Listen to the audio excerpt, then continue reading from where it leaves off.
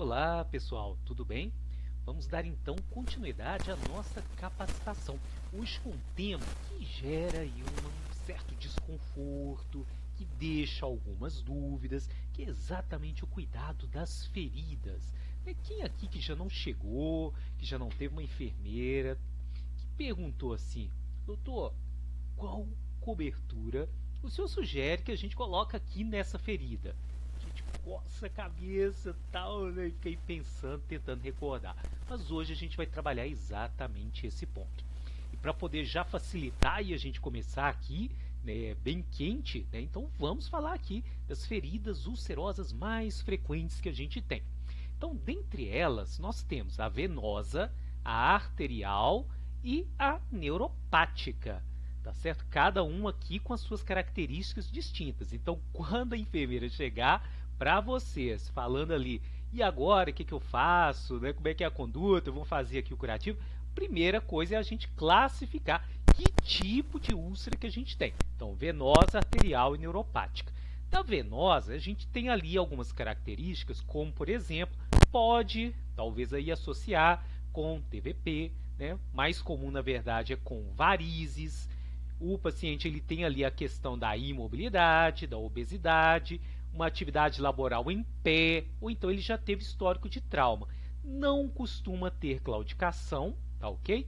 E pode ter um desconforto ali moderado. Dor não vai ser tão comum, mas um desconforto.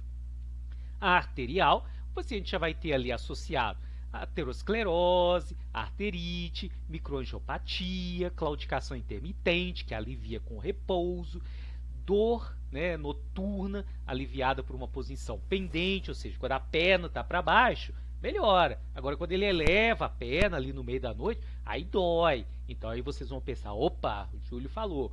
Então, é uma úlcera arterial, tá certo? E temos aí a neuropática. Na neuropática, geralmente no paciente que tem diabetes, que tem Hansen, ou mesmo no paciente etilista ali pesado de longa data. Tá ok? Então essas são características que na anamnese a gente já pode ter ali uma certa ideia. Outra questão é a localização. Então na úlcera venosa, gente, a gente vai ter ali, né, muito frequentemente o acometimento do terço inferior da perna próximo ao maléolo medial. Então recorde, bateu o olho, viu ali uma úlcera, maléolo medial, então a gente já pode pensar, olha, provavelmente ali uma úlcera venosa. Se for no dorso ou borda externa do pé, se for lateral da perna ou em áreas de trauma, aí a gente vai pensar mais uma úlcera arterial. Agora, por outro lado, se você vê ali o paciente trazendo para você uma queixa de uma úlcera na região plantar, ou então em outro local ali de área de pressão, aí vamos pensar ali numa úlcera neuropática. Em relação ao número, venosa é única mesmo, que é aquele pontinho ali, sabe aquela pressão grande que ficou ali? Então é o local que saiu. Então acabou abrindo ali. Então estava aquela pressão de tanto líquido ali retido, aquele local que saiu dá uma só. A arterial, a gente pode ter aí a questão de trauma, tudo que eu posso ter uma ou mais, e a neuropática, essa eu posso ter várias aí já, tá certo? Com relação ao comprometimento do tecido vizinho, nós vamos ter ali na úlcera venosa dermatites, principalmente dermatite ocre, eczemas, né, e edema, sem comprometer a aponeurose, sem comprometer músculos, tá certo? Já na arterial, as margens são vermelhas ou então vinhosas, às vezes a gente vai ter exposição de aponeurose, músculo e tendão, então se está bem profunda assim, nós vamos pensar em úlcera arterial. Já na neuropática, quando vocês baterem um olho, vocês vão buscar ali calosidade, hiperceratose, deformidade óssea, tá certo? Como a pessoa não tem a sensibilidade, então a pressão fica ali naquele local e o pé, para tentar se proteger, vai formando ali aquela região de calosidade, de hiperceratose e tudo, mas tem uma hora que não dá conta e realmente acaba ulcerando. Em relação à queixa, na venosa, como nós falamos, o paciente vai falar mais de um desconforto. Ele alivia com a elevação do membro, então dá aquela melhorada, tudo, e dor mesmo, né? Porque ele fala que às vezes vai estar dolorido, mas vai estar com um certo desconforto. Se for dor de verdade, a gente já tem que pensar ali em um processo infeccioso, perfeito? Já na úlcera arterial, ela é dolorosa mesmo, com comprometimento até do sono. E lembra que a gente falou? Quando o paciente coloca o pé para baixo, pendente ali dá uma melhora. Mas ele elevou, então é mais difícil chegar ali, não tem a gravidade para poder ajudar na irrigação ali daquele leito, né, devido à obstrução arterial. Então aí vai ser o período de mais dor. E na neuropática, então tem um comprometimento ali da parte dos nervos, então geralmente o paciente não vai ter dor, perfeito? Em relação a edema, na venosa, como a gente tem um acúmulo, aquela retenção de líquido ali, então vai ter sim no tornozelo, na perna. A arterial, né, é mais raro a gente ter, pode estar presente ali, né, nos casos do paciente que já está com dor até em repouso. E da neuropática, essa a gente não vai ter, a não ser que esteja associado com algum outro tipo. Lembrando que a gente pode ter vários tipos aí associados. Aí realmente é um diagnóstico bem mais difícil. Em relação à temperatura na venosa, está normal ou mesmo aumentada devido ao excesso de líquido que está retido ali embaixo. Na arterial, como o fluxo sanguíneo não chega, a temperatura na hora que a gente encosta vai estar mais frio ali. Na neuropática, esse não faz diferença, a temperatura normal. Quando a gente for avaliar essa ferida na venosa, então o que a gente vai ver? Como é que vai estar a ferida? Tende a ser mais superficial, leito com bordas infiltradas, né, devido à grande quantidade ali de secreção de líquido retido, tá certo? Então elas vão estar irregulares, vai ter presença de tecido de granulação, exudação pode estar intensa ali, né, principalmente se o paciente tiver muito edemaciado. É aquele ponto ali, vocês vão ver, só minando lá, tá certo? Aquele líquidozinho. Na arterial, as bordas são regulares e são isquêmicas. Pode estar rosada, nacarada, pode ser superficial, sim, mas pode ser profundo. Você vê mais profundo, a gente vai pensar em arterial. Pode estar presente pequena quantidade de tecido de granulação pálido ou tecido necrótico negro, tá ok? Já em relação à úlcera neuropática, as bordas vão ser circulares, pálidas, geralmente são profundas, podendo apresentar túneis e a hiperceratose, que nós já havíamos falado. Lembrando aqui que o diagnóstico de todos eles é o que, gente? Clínico. Todos eles é clínico. Então, isso é muito importante da gente saber.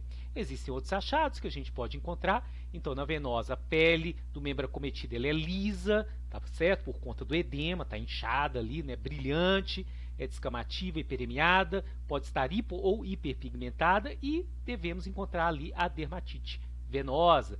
Podemos encontrar lipodermosclerose, linfedema, as veias mesmo dilatadas, ausência de neuropatia periférica, cicatrizes de úlceras recorrentes. Se a gente for fazer a avaliação do índice tornozelo braquial, é bem mais difícil, né, porque tem que ter ali habitualmente um aparelhinho próprio, mas ele vai estar avaliando ali um número normal, entre 0,8 e 1.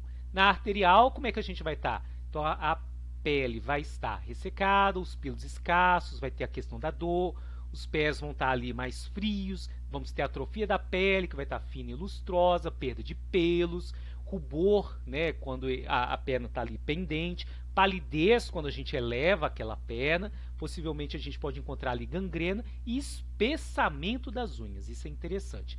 O índice tornozelo braquial ele vai estar habitualmente baixo, então se a gente pegar a pressão do tornozelo, tá certo? E dividir pelo do braço, a gente vai ter essa relação mais baixa. Por quê? Porque o sangue não está conseguindo chegar lá. Então a pressão é mais baixa. Na neuropática, a gente vai ter uma pele seca, com rachadura e quente nas extremidades inferiores. Micose nas unhas é algo que é possível a gente encontrar. Os pés vão estar mais mornos e o índice tornozelo pode estar falsamente elevado. Tá ok? Vamos então para alguns exemplos. Então, olha só, gente, que interessante. O que a gente encontra ali? A pele lisa, ó, tá até brilhando aqui nessa região. Percebam aqui a dermatite ocre, perna escura. Aqui, olha o tecido de granulação, as bordas irregulares, infiltradas. Estão percebendo aqui as veias. Então, esse é o típico aqui que a gente encontra. O que mais que a gente pode ter aqui? Ó, outro exemplo. Olha só, a dermatite, olha as veias dilatadas, mais uma vez, que é comum da gente encontrar, úlcera já cicatrizada, úlcera ativa. Então, tudo isso é importante a gente observar no nosso paciente, tá ok? Já na úlcera arterial, olha só, o edema não é, aqui nesse daqui pelo menos, não é algo importante. A pele, olha só como é que ela tá. Tem uma pele mais fina. Cadê o pelo, gente? Cadê o pelo aqui? Praticamente a gente não vê as bordas. Aqui, ó, regular, tecido necrótico escuro. Então, diferente do outro que a gente tinha visto, né, que era ali mais, era como, olha só, tecido de granulação. Esse daqui, ó, não, vai estar mais seco. Então, esse daqui vai estar, né, com tecido escuro, negro aqui, tá certo? Então, esse é bem típico aqui. Pele fina, tudo. Aqui também, ó, pele ressecada, tá ok? Então, isso daqui é o que é o mais comum da gente encontrar. E a posição também, né? A localização que a gente está verificando. Por fim, região plantar, lembra que eu falei para vocês? Olha só, então região plantar, aqui olha as bordas, olha a hiperceratose aqui nessa região, tá ok? Então isso é muito comum. Fora que o paciente vai ter o risco, né? Então, ou história de Hansen, ou mais comum diabetes, né? Então isso é bem mais comum da gente encontrar. Olha, outra lesão daqui. Então, esses são os achados. Então, a gente bater o olho e avaliar bem. Então, começa com o histórico e vamos então para a avaliação do aspecto dessa úlcera, do aspecto da região ao redor. Perfeito? E uma vez que a gente separou ali essas classificações, vamos então para as medidas. Se eu encontro ali uma úlcera e a classifico como venosa, o que a gente vai fazer? Então, a gente vai ter que ter ali medidas para poder melhorar aquele retorno venoso. Se a gente está tendo ali grande quantidade de líquido retido, né, que cai ali pela gravidade, então eu vou ter que ajudar aquele retorno ali. Né? O curativo tem que ser com alta capacidade de retenção de exudato, né? Porque lembra que a gente falou muito líquido ali, então geralmente na hora de fazer um curativo no local, as gases ou o que a gente usar, rapidamente ela vai ficar encharcada, porque é muito líquido ali soltando. Então, se eu for pensar ali em algum tipo de cobertura, tem que ser um para poder reter realmente ali aquela quantidade de secreção que está minando ali. Vamos monitorar a pele, né, ali periférica, quanto à maceração. Se tiver tecido desvitalizado, nós vamos fazer o que? Debridar, enfaixar, né, compressiva ali, né, e bota de UNA, que está indicada desde que a pessoa não tenha nem infecção e nem pulso ausente. Porque se eu tenho pulso ausente, falo então a favor também, concomitante aí de uma insuficiência arterial. Aí eu não posso comprimir, senão eu vou estar piorando a insuficiência arterial. Melhoraria a insuficiência venosa, mas posso piorar a arterial, levando ali a um quadro de isquemia. Repouso diário, sendo 2 horas pela manhã e à tarde, ou 10 minutos a cada hora no mínimo, com os membros elevados, sem fletir o joelho. Então, elevado mesmo, tá certo? Bem altão. Quanto mais alto, melhor, para a gente poder ter esse líquido ali. Se a gente conseguir uma elevação acima do coração, aí é o ideal. Fica um pouco desconfortável de verdade, né? Mas quanto mais alto, melhor. Deambulação moderada, seguida de repouso, evitar permanecer muito tempo em pé ou sentado. E estimular as caminhadas, exercícios para extremidades inferiores, né? Existem vários tipos, né, que podem ser feitos. Na questão da arterial, não tem muita coisa específica aqui, porque o que a gente vai fazer de fato? Nós vamos ter que melhorar as condições que levaram ao surgimento daquela lesão de órgão-alvo. Sim, é considerado uma lesão de órgão-alvo. Então, eu vou ter que melhorar ali, entrando com AS, entrando com estatina, controlando muito bem a questão ali da hipertensão, se tiver diabetes também, cessar tabagismo. Então, na arterial, eu vou ter que trabalhar nesse sentido. Então, para evitar de aparecer outras lesões, que se apareceu ali, então para dar um infarto, para dar um derrame, alguma coisa assim, gente, é bem rápido. Então, nós vamos ali estar muito atento a essa questão, tá certo? Tratar os outros fatores de risco, para poder minimizar o máximo. Já na neuropática, primeiro a gente tem que excluir a presença de outras doenças arteriais que podem estar comprometendo ali. Se for o caso do diabetes, vamos ter que controlar muito bem controlado, porque já está com neuropatia, ou seja, já deixou lesão ali, provavelmente pode ter também outras lesões em outros locais, então encaminhar para poder fazer fundoscopia, né, porque se for um diabético, que pode ser que já tenha outras lesões lá. Como é que está esse rim?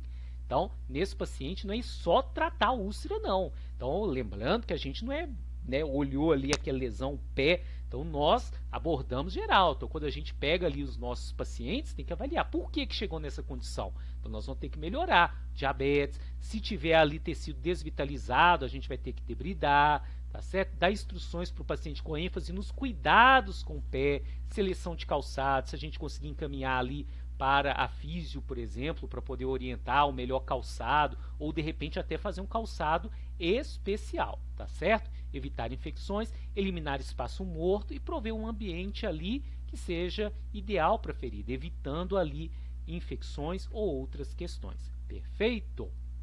Agora, essas úlceras que nós falamos, então elas são as mais comuns, assim, direto. Outra que é muito comum também no nosso dia a dia é a úlcera por pressão.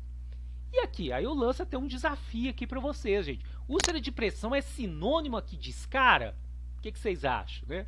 Pensa aí, né? É a mesma coisa, não é? Então vamos lá. Olha, são feridas, a úlcera de pressão, são feridas isquêmicas. Por que isquêmica? Porque ela ocorre em tecidos moles, normalmente em área de proeminência óssea. Ocorre quando tem uma pressão aplicada à pele que excede a pressão capilar normal, ocasionando diminuição da irrigação sanguínea e, consequentemente, falta de oxigênio e nutrientes para os tecidos, o que leva à formação do processo inflamatório e morte celular. Então tá ali a pessoa em cima, né, daquele tecido ali, né, um osso, uma protuberância óssea ali, então não deixa o sangue chegar adequadamente à pele, né? Então ela vai morrendo, literalmente. E a escara, gente, a gente vai utilizar somente para designar a parte necrótica ou a crosta da lesão por pressão, tá certo? Então escara é a parte necrótica, especificamente. Então todas as pessoas que têm uma escara, elas têm uma úlcera de pressão,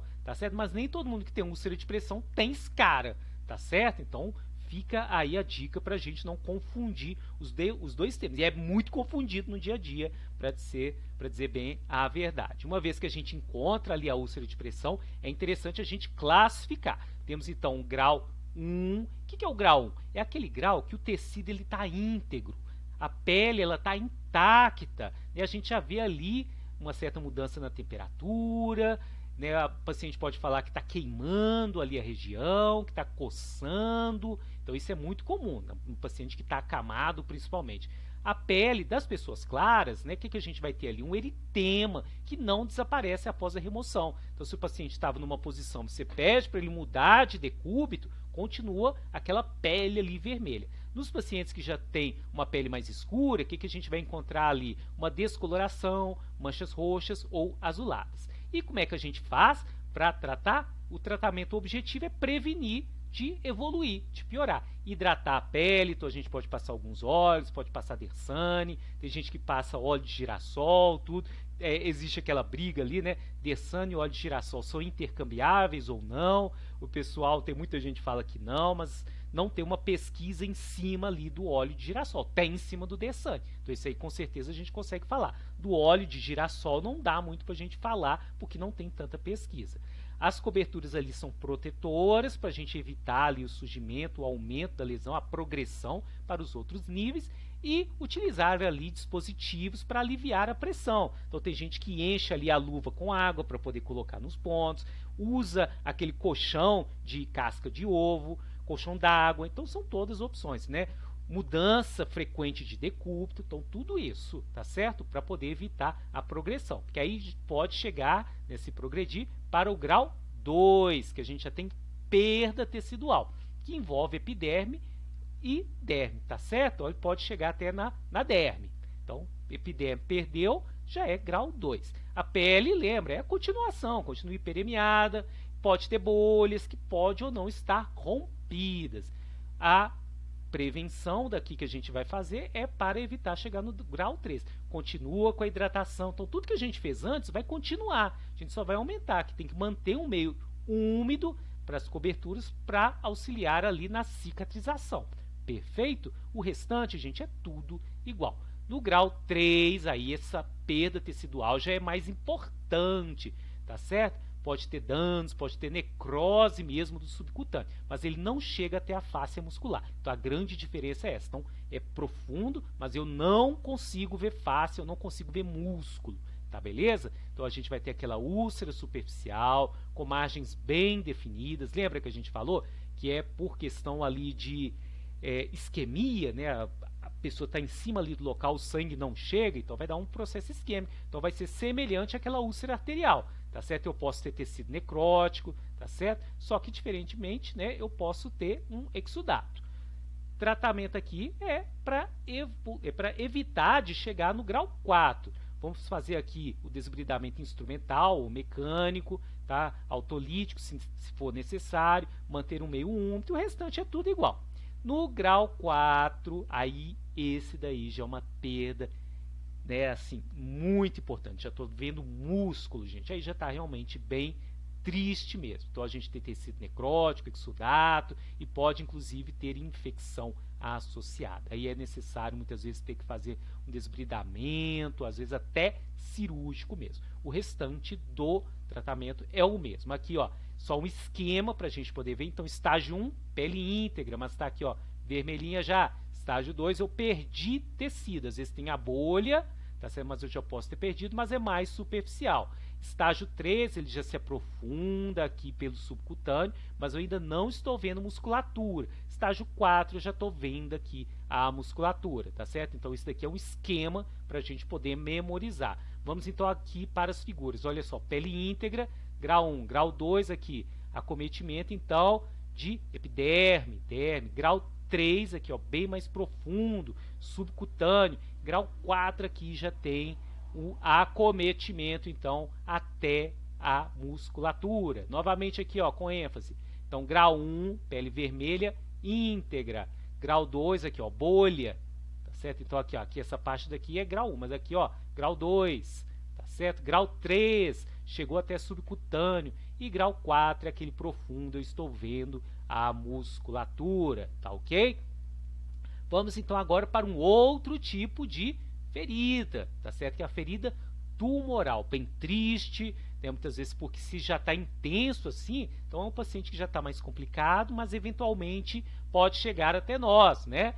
E lá é comum às vezes a enfermeira chegar, doutor, a ferida está assim, tá um cheiro insuportável, os parentes não estão conseguindo nem chegar perto. O que a gente faz? E aí eu pergunto, o que vocês fazem ali nesse paciente? Então, na ferida tumoral, nós vamos ter que controlar ali, né, dor, nós vamos ter que controlar prurido e vamos ter que controlar odor, tá certo? Então, isso tudo é muito importante. A questão da dor, nós vamos ter que monitorar a dor pela escala visual analógica. Lembra dela? Eu gosto muito, gente, dessa daqui que tem as carinhas, porque quando a gente pergunta de 0 a 10, qual que é a sua dor? A maioria dos pacientes fala o quê? 10, né? Nossa, eu tô com muita dor. Né? Tá até rindo. Ah, Deus, é 10, é 10. Né? E não, eu gosto muito da carinha por conta disso, que aí o paciente ele consegue se identificar melhor, tá certo? Porque isso aqui vai nos ajudar se eu vou precisar entrar com mais ou com menos analgésicos, tá perfeito? Então a gente vai considerar ali nas trocas, né, o uso de gelo, medicação analgésica de resgate, conforme a prescrição. O curativo a gente orienta de começar após meia hora da analgesia, tá ok? Principalmente se for oral. Se tiver sido uma analgesia subcutânea ou endovenosa, que não é muito comum ali no nosso meio, 5 minutos já seriam, tá certo, necessários. E se eu faço uma analgesia tópica, aí eu posso fazer ali o curativo de imediato. Tentar ali adequar o horário da troca de curativo, né, após o paciente já estar medicado. E se não está melhorando, a gente avalia ali a necessidade de analgesia tópica com lidocaína a 2%. Aplicar sobre a ferida e ao redor, cobrindo cerca de 2 centímetros ali de tecido saudável também, tá ok? Para esse paciente, então, ele não ter a dor. A gente vai empregar ali técnica cautelosa, né? Falar ali para técnica de enfermagem, não friccionar o leito, né? Irrigar ali com água destilada ou soro fisiológico. E muitas vezes essas feridas elas podem exudar. Então, para a gente evitar que esse exudato ali, né, vá irritar a pele normal, causando ali, igual do bebê, a assadura, então a gente vai usar o óxido de zinco, né, as pomadinhas ali para evitar a assadura de bebê, então vai passar ali na pele íntegra, tá ok? Para se tiver ali exudato, vai proteger então aquela pele, tá certo? Observar a necessidade da analgesia após o curativo e reavaliar o esquema com aquela escala visual de tempo em tempo, perfeito? Então, dor é assim que nós vamos fazer. Já em relação ao prurido, o que a gente vai fazer? Investigar a causa. Por que está coçando? Né? Tem vezes que está coçando pela própria doença. Então, por exemplo, a gente tem ali um tumor de pâncreas, que a gente vai ter ali obstrução dos ductos, tudo. Então pode ser que coce, mas né, geralmente ali pode ser por dermatite. Então nós vamos avaliar, tá certo? Então considerar ali, quando a gente for fazer o curativo, para ver se a coceira não é por alergia, porque se for alergia ao curativo, a gente vai tentar usar ali adesivos hipoalergênicos na hora de fazer o curativo. E se estiver coçando muito, entrar mesmo com a dexametasona, tá perfeito? Exudato ali pode ser uma das causas também. A gente vai ter que considerar a redução do intervalo, porque às vezes está exudando tanto, aí fica irritando ali a pele, então eu vou ter que diminuir o tempo de curativo, entre a troca ali dos curativos, vão ter que reduzir, tá certo? E dexametasona em todo local que estiver com muito prurido. Lembrando de outra causa ali, gente, que é a candidíase cutânea, tá certo? Se a gente avalia ali, né, a área de hiperemia com aquelas lesões ali, as pápulas lá esbranquiçadas ao redor, aí a gente pode utilizar ali a sulfadiazina de prata a 1%, perfeito? E a outra coisa que a gente vai avaliar é o odor.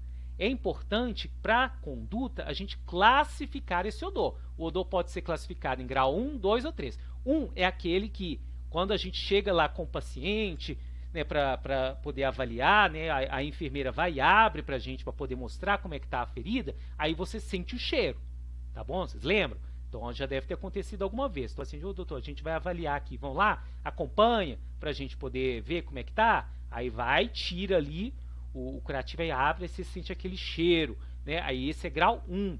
Grau 2, você chega perto do paciente e já está sentindo o cheiro. Esse é grau 2. E o grau 3 é quando você chega no quarto, ali no ambiente do paciente, em uma visita domiciliar, por exemplo, e está todo o ambiente já com aquele odor intenso, nauseante. Aí esse é o grau 3. E por que é importante a gente dividir esses graus? Então, 1, abrir o curativo. 2, perto do paciente. 3, no ambiente todo.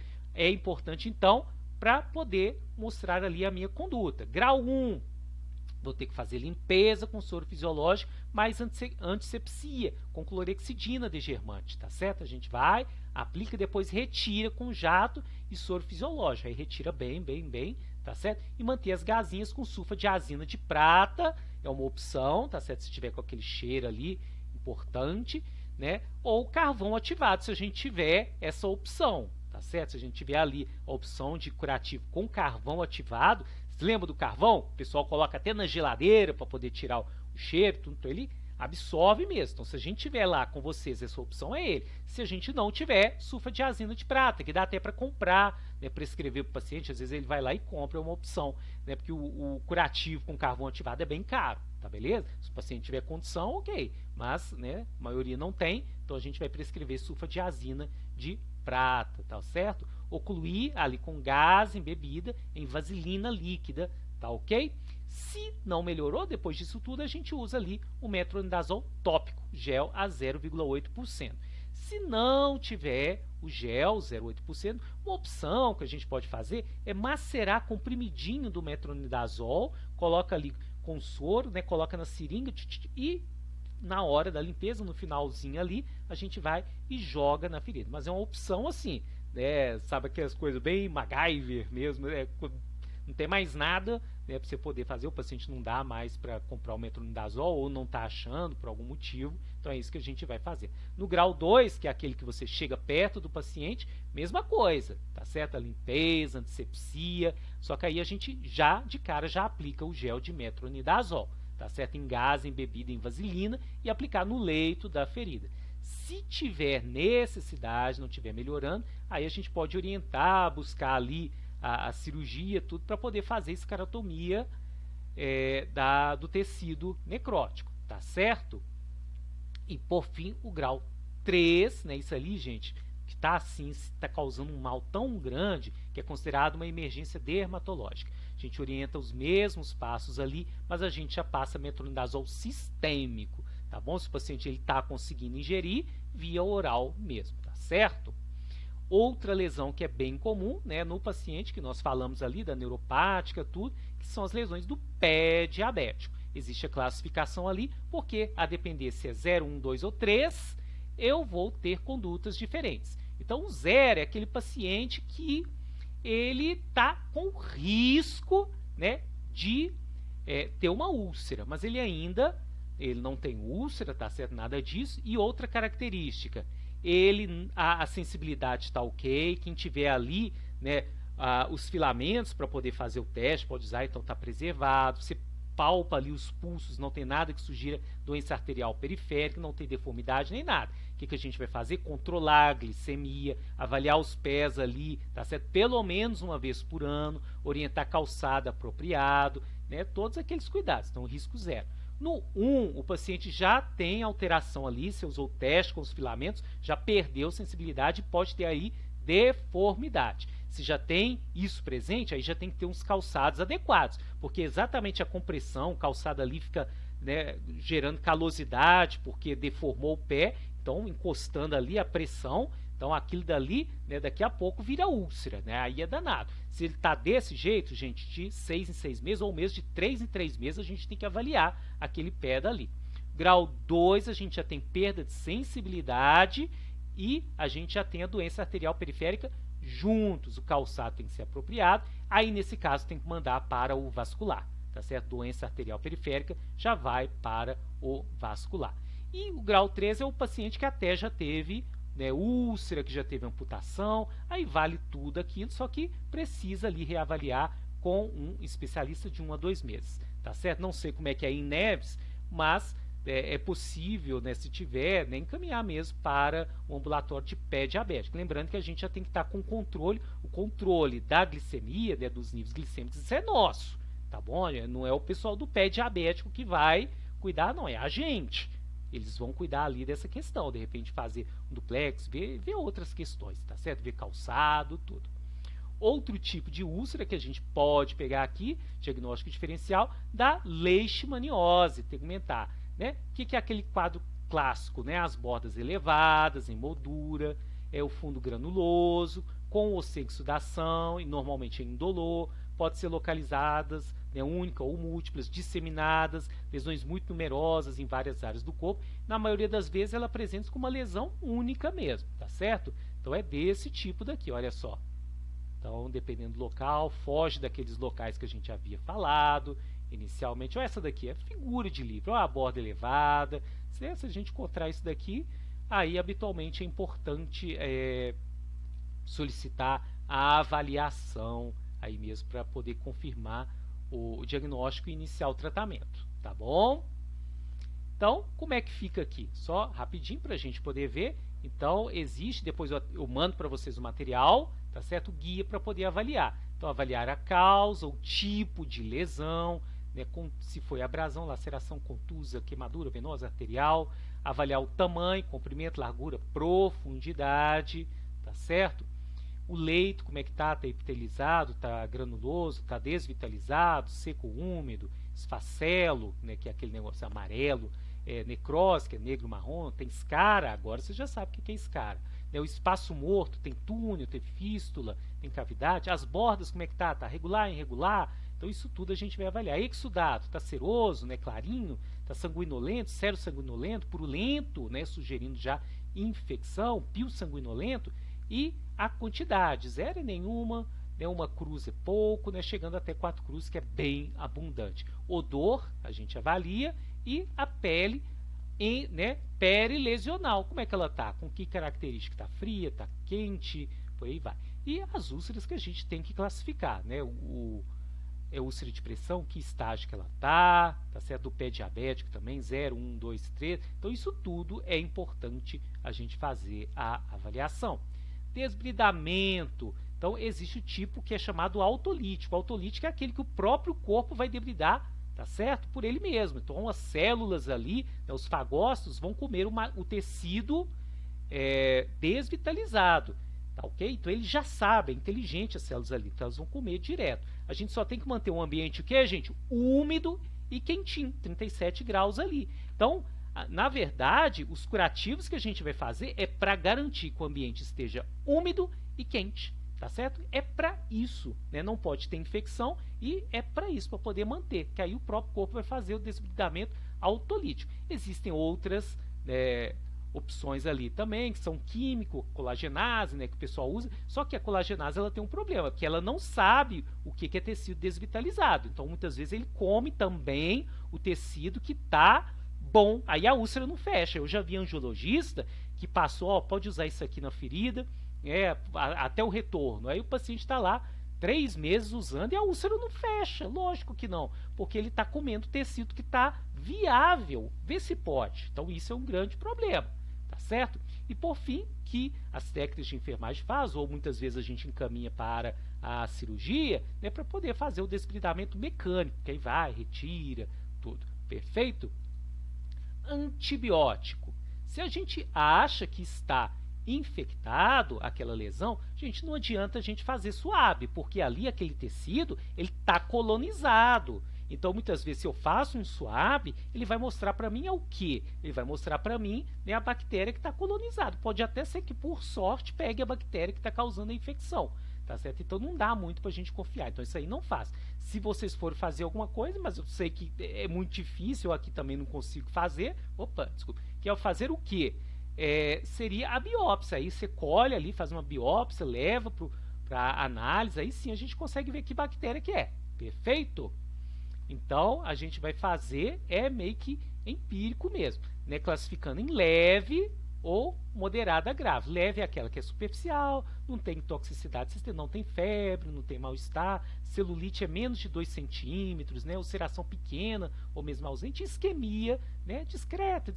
Moderada a grave é aquele que já é mais profunda, atingindo aí pelo menos subcutâneo, aí já tem toxicidade, celulite mais que 2 centímetros, linfangite, corpo extremo abscesso, isquemia importante, tá certo? O que é importante saber?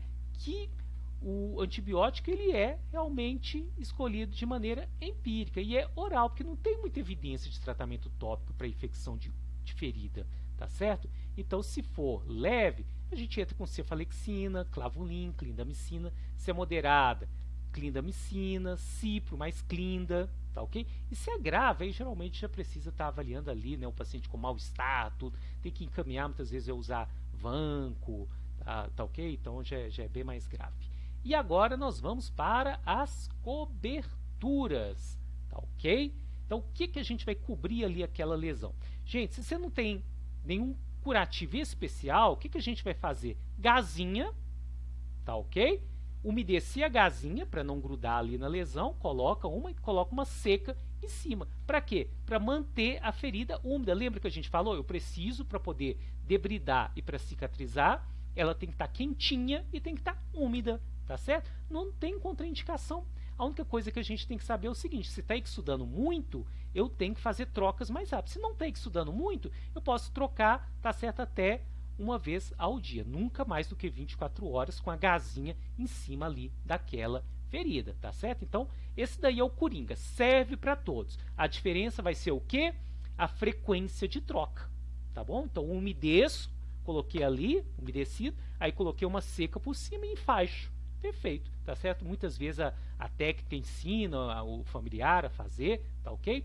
Outro que tem ali é a sulfadiazina de prata, que aí é utilizada, ali ela atua contra vários micro-organismos, tá certo? E o que acontece? Ela é indicada mais no caso ali de queimadura, radiodermatite, feridas neoplásicas, lembra que a gente falou ali do odor? Aí pode ser utilizada nessa situação, tá ok? É contraindicada se a pessoa tem hipersensibilidade, né? Lembrando ali que um pouco pode ser absorvido pela pele. Então, se a pessoa tiver disfunção renal, hepática, leucopenia, tudo, então a gente tem que ter um cuidado ali bem grande. A troca é do mesmo jeito que a gente falou, é pela saturação das gazinhas. Saturação de gase é isso, né? Então está secretando muito, está ficando úmido ali demais, tem que trocar, né? Lembrando que nunca passar de 24 horas. Retirar sempre o excesso de pomada, né, a cada troca de curativo. E não ficar usando direto, gente, é só para esse tipo mesmo, porque pode ter resistência microbiana, tá bom?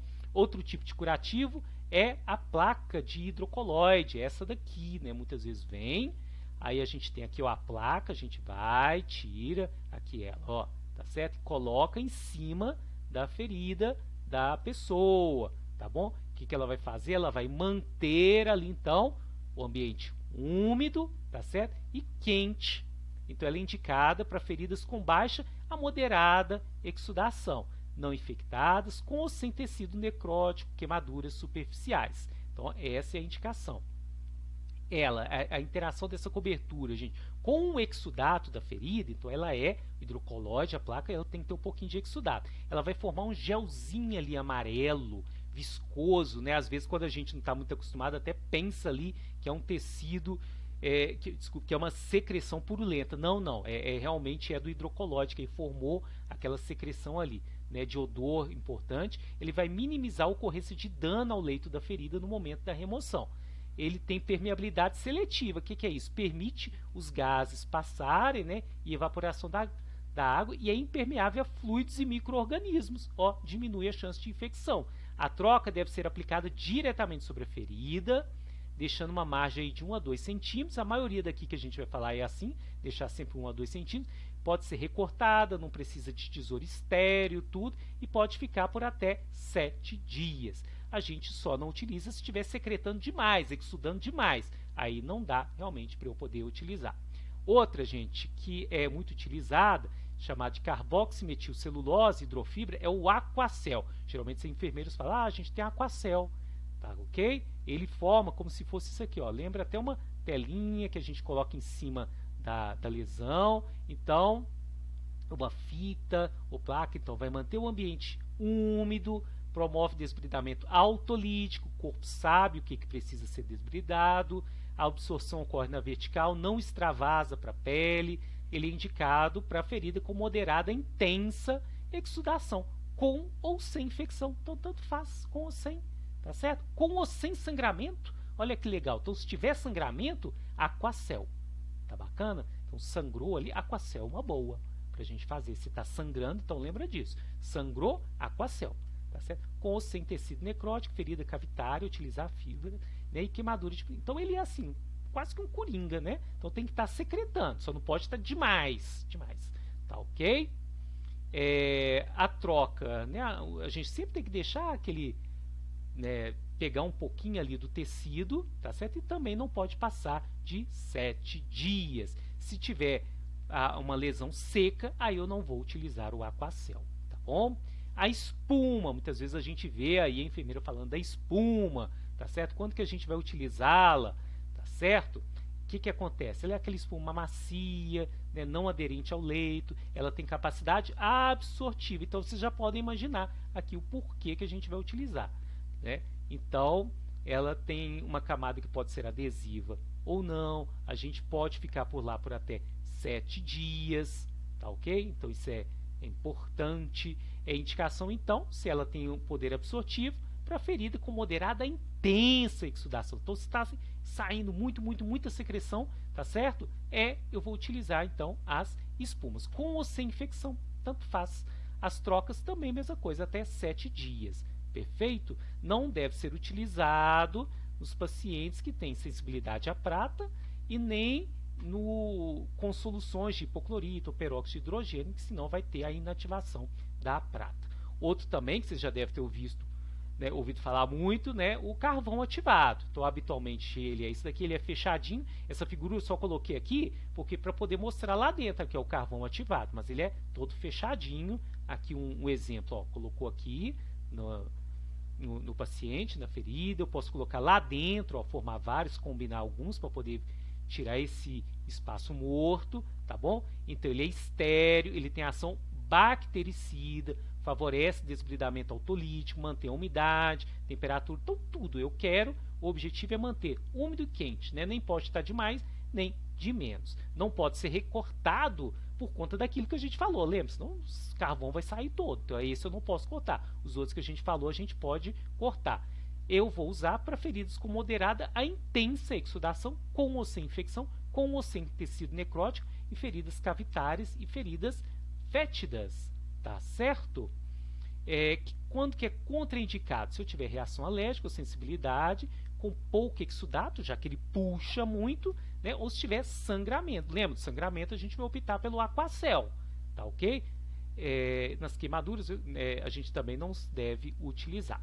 O hidrogel, que esse daqui também dá para comprar, então esse daqui tem, né, se vocês podem colocar Curatec hidrogel com alginato, né, coloca lá na receita, né, se precisar, para o paciente. Quando vai para os postos de saúde, geralmente é esse daqui. As enfermeiras costumam fazer o seguinte, elas rompem isso daqui, como ele é estéreo, e coloca dentro de... Ela tira o êmbolo ali da seringa, coloca lá dentro, depois fecha, né, e veda ali tudo bonitinho para dar para vários pacientes, que aí vem esse daqui grandão, então se vier é uma boa opção para a gente durar mais, tá ok? Aqui outro modo também, mas o mais comum é aquele outro que a gente mostrou. Ele, gente, ele vai manter a umidade, auxilia o desbridamento autolítico, não adere ao leito, fornece a umidade, né, deve ser usado sempre, sempre, sempre associado à cobertura oclusiva ou então com gazinha. As trocas são de acordo com a saturação, né, não podendo passar de 72 horas. Então, hidrogel, no máximo 72 horas. Contraindicação, feridas excessivamente exudativas. Então, se está exudando muito, não pode, porque ele já promove ali uma certa umidade. O petrolato, né, a tela, né, que ele é inodoro, poroso, isento de substâncias alergenas, as bordas ali são acabadas, né, o tecido pode ser recortado, ó, bacana. Então, tudo isso. Né, ele vai manter o meio úmido, tudo ali bonitinho, igual nós falamos. Tá ok? É indicado, então, para ferida de qualquer etiologia, seca ou exudada, limpa ou infectada, com presença de tecido inviável ou não, e em lesões que se deva evitar aderência. Então, esse daqui também é um dos coringas, né, o petrolato. Tá ok? Fácil aplicação também pode ser utilizado, então, muito bacana, né? E contraindicado nos pacientes que têm sensibilidade, também nos pacientes que estejam recebendo tratamento por câmara hiperbárica, não pode ser utilizado, tá bom? Colagenase. Tem aquele problema que nós falamos, né, que ele não vai ser seletivo e exige, então, uma troca 2 vezes ao dia. Então, a gente vai acompanhando, pede de tempo em tempo para o paciente voltar, senão a ferida não vai fechar de jeito nenhum, tá bom? Então, se tiver muito tecido desvitalizado, vocês podem usar. Pede para o paciente comprar toda a colagenase, depois ele volta, tá certo? E vai avaliando. A troca é de 2 vezes por dia. Antibiótico tópico, a gente já falou que a gente não deve utilizar. Neomicina, né, na maior parte dos locais não está mais padronizado, né, pode levar aí a resistência, pode ser absorvido pela pele, ter efeitos sistêmicos, então é bem importante. Os produtos de uso culinário, antigamente se usava muito, o óleo de girassol, gente, ainda se usa, né? Eu vejo ali o pessoal usando no lugar do Dersane, mas o ideal é o Dersane, mas é uma opção. Açúcar, mamão, por conta da papaina, tudo, então esse daí não tem muita evidência, então realmente não se deve ficar utilizando. Então, quando a gente for fazer a avaliação, a gente vai utilizar esses critérios para escolher, então, que tipo de curativo que eu vou usar. Então, por exemplo, está com muito odor, usar carvão ativado, tá bom? Se o odor é muito importante, ele vai ajudar. Se tiver baixa exudação, né, não tiver nada, eu passo o hidrogel e venho com o carvão ativado em cima, tá certo? Que aí ele não pode ir numa lesão seca, eu não posso usar o carvão, porque senão ele vai puxar tudo, a lesão vai ficar seca, ela tem que ficar úmida para poder ter efeito. Aí eu uso associado ao hidrogel. Sangramento. Aí, então, nós vamos usar o Aquacel, tá bom? Não utilizar carvão ativado. Exposição óssea ou tendinosa, também posso utilizá-lo, tá certo? Não usar carvão ativado. Infecções, verificar sinais de infecção, dor, calor, rubor, edema e aumento da exudação, tá certo? Tratar a infecção se a gente tiver, usar o Aquacel com ou sem prata, tá bom? Também posso usar a espuma ou o carvão ativado. Se houver aderência das coberturas, associar ali o hidrogel. E nas cavidades, toda cavidade tem que ser parcialmente preenchida. Lembrando que os produtos saturam e eles expandem, tá bom? Senão vai acontecer ali de ter um problema, uma sensação ruim para o paciente. O hidrogel pode ser associado às outras coberturas, beleza? Então é isso, eu tirei do material daqui de Belo Horizonte, né, que é o protocolo da PBH, da prevenção e tratamento de feridas. Né, e agora eu estou disponível para tirar a sua dúvida, tá bom? Então, vamos lá.